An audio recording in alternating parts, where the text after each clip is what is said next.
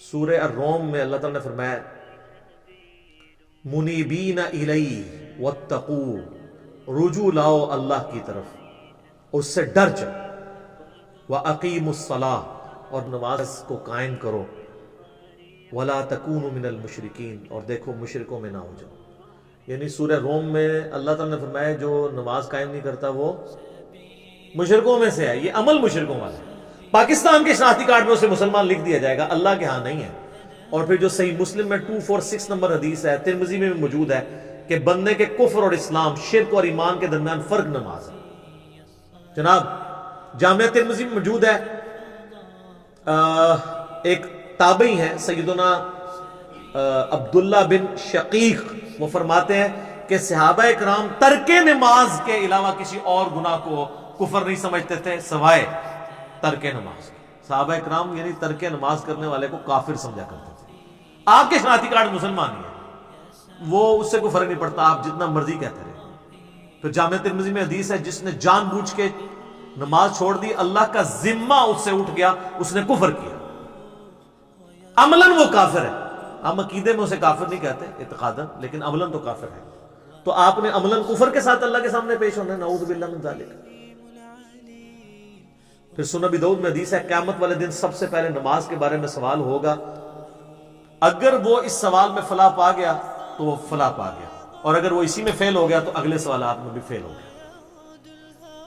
پھر مسند امام احمد میں حدیث ہے، مشکات المصابیح کے اندر بھی موجود ہے، نبی علیہ السلام نے فرمایا کہ قیامت والے دن نماز انسان کے لیے نور ہوگی، دلیل ہوگی اور نجات کا ذریعہ ہوگی، جو نماز پڑھنے والا ہے۔ اور جو بے نمازی ہے اس کے لیے نہ کوئی نور ہوگا، نہ کوئی دلیل، نہ نجات، الٹا اس کا حشر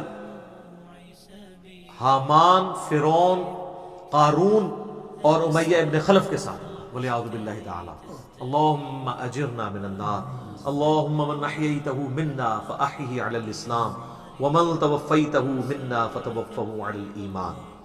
سنن ابن ماجہ میں حدیث ہے، ابو درداء رضی اللہ تعالیٰ عنہ کہتے ہیں مجھے میرے خلیل محمد رسول اللہ نے یہ نصیحت کی تھی کہ اللہ کے ساتھ شرک نہ کرنا، خواہ تمہارے ٹکڑے ٹکڑے کر دیے جائیں یا تمہیں آگ میں زندہ جلا دیا جائے، شرک نہ کرنا۔ اور دوسری وصیت کیا کی؟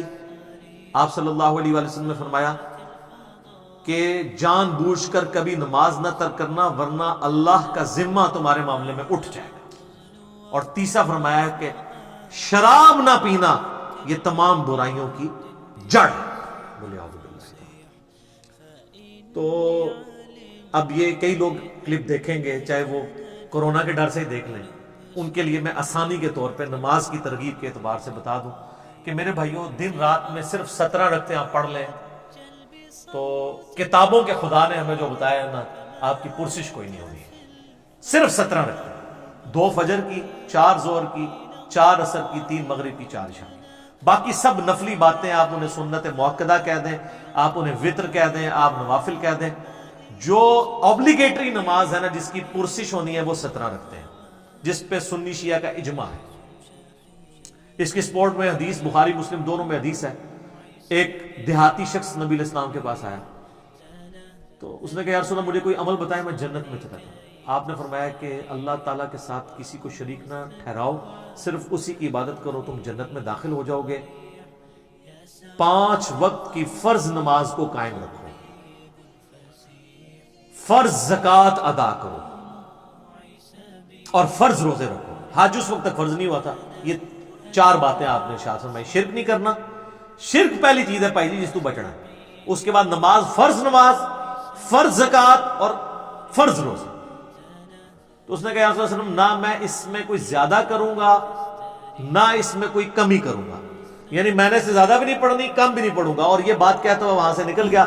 نبی علیہ السلام فرمایا کسی نے جنتی کو دیکھنا ہے، اس شخص کو دیکھ لے۔ اچھا اسی کو سپورٹیو ایک اور طریق ہے بخاری اور مسلم میں، وہی بخاری مسلم دونوں میں ہے کہ ایک اس طرح نجد کا رہنے والا ایک پینڈو شخص جو پراندہ حالت تھی جس کی حضور کے پاس آیا، تو وہ اسی لیے آیا کہ اللہ کے نبی علیہ السلام کے اوپر ایمان لے کر آئے۔ تو اس نے پوچھا یا رسول اللہ صلی اللہ علیہ وسلم بتائیں اسلام کیا ہے؟ تو آپ نے فرمایا اسلام یہ ہے کہ تم 5 وقت کی فرض نماز کو قائم رکھو، اس نے کہا یا رسول اللہ فرض کے علاوہ بھی ہے کچھ؟ فرمایا ہاں نفل ہیں، وہ تمہاری مرضی، اگر پڑھنا چاہو تو پڑھ لو، نہیں پڑھنا چاہتے نہ پڑھو۔ اور یاد رکھیے گا احادیث میں سنت کی ٹرم یوز نہیں ہوتی ہے، یہ محدثین کی ٹرم ہے۔ سنتیں جو ہم موقدہ پڑھتے ہیں ان کو بھی نفل کہا جاتا ہے، نفل ان کہا جاتا ہے اضافی نماز، انفال مال غنیمت اضافی مال، نفل کا مطلب ہی اضافی چیز ہے۔ پھر نبی علیہ السلام نے فرمایا کہ فرض زکوٰۃ ادا کرو۔ اس نے کہا رسول اللہ فرض زکوٰۃ وہ جو 2.5% ہے، اس کے علاوہ فرمایا اس کے علاوہ نفلی صدقات وہ تمہاری مرضی کر لو، نہیں کرنا چاہنا کرو۔ پھر آپ فرمایا فرض روزے رکھو رمضان کے، کہ رسول اللہ اور روزے؟ فرمایا وہ نفلی روزے ہیں تمہاری مرضی، منڈے کا، تھرسڈے کا، ایام 20 کے روزے جو بھی ہیں وہ رکھنا چاہو تمہاری مرضی ہے، لیکن فرض یہی ہے۔ تو اس نے کہا کہ اس رب کی قسم جس کے قبضے قدرت میں میری جان ہے، نہ میں اس میں کوئی زیادتی کروں گا، بس جتنا دسیا اس تو آگے نہیں میں، نہ اس میں کمی کروں گا۔ اور یہ وہ صحابہ کہتے ہیں یہ کہتا ہوا وہاں سے نکل گیا، تو آپ صلی اللہ علیہ وآلہ وسلم نے فرمایا کہ اگر یہ اپنی بات پہ قائم رہا تو یہ نجات پا گیا۔ یہ بالکل کلیئر کٹ ہے کہ فرض نماز آپ نے قائم رکھنی ہے۔ اچھا لوگوں کو یہ بات سمجھ نہیں آتی، تو میں نے ان کے لیے اینٹی وینم اور پھکی تیار کی ہے کہ کبھی آج تک کسی نے کہا ہے کہ جو پیر اور جمعرات کا روزہ نہ رکھے اس کے رمضان کے روزے قبول ہی نہیں ہوں گے۔ تو یہ نفلی روزے نہیں ہیں، سنت روزے ہیں۔ ایام 20 کے 13 14 15 کے بخاری مسلم میں حدیث ہے کہ چاند کی 13 14 15 کو آپ علیہ السلام نے کبھی روزے نہیں چھوڑے۔ یہ سنت موقدہ ہیں یہ والے بھی روزے۔ کبھی کس نے کہا جو یہ نہ رکھے اس کے رمضان کے نہیں ہوں گے۔ کبھی کس نے کہا جو عام صدقہ خیرات نہیں کرتا اس کی زکات بھی قبول نہیں ہوگی۔ الٹا یہ تو بڑے بڑے لینڈ لارڈ کو کہہ رہے ہوتے ہیں بس زکات دے، پھر کام چک کے رکھو جو مرضی، سانو بس مدرسے میں زکات دے دو تہاڈا مال پاک ہو گیا، 2.5% ہی دے دو۔ نماز کے بارے میں کیوں ساتھ رکھتے ہیں اور ایڈ کرتے ہیں؟ چھڑی عشاء دی 17 رکعتاں دس دتیاں نے صرف عشاء کی، حالانکہ دن رات میں 17 رکھتے تھی، 2 فجر 4 ظہر 4 عصر 3 مغرب 4 عشاء۔ انہوں نے کتنا ظلم کیا اور لوگوں نے نماز پڑھنی چھوڑ دی اس کی وجہ سے۔ الحمدللہ ہماری ویڈیوز کی برکت سے ہزاروں لوگوں نے نماز شروع کی ہے جب ان کو یہ آسانی پتہ چلی کہ یار اصل نماز تو یہ ہے جس کا سوال ہونا ہے۔ پھر دوسری سہولت ہم نے دے دی نماز جمع کرنے والی کہ بھئی مسلم شریف میں اوپر تلے 10 احادیث ہیں 1629 سے آن ورڈ کہ اللہ کے نبی علیہ السلام نے بغیر خوف کے، بغیر بارش کے اور مدینہ شریف میں بغیر سفر کے ظہر اثر کی نماز جمع کی اور مغرب اور عشاء کی۔ تابعین نے پوچھا کیوں کیا؟ تو ابن عباس نے کہا تاکہ امت کے لیے آسانی ہو جائے اور کوئی تنگی باقی نہ رہے۔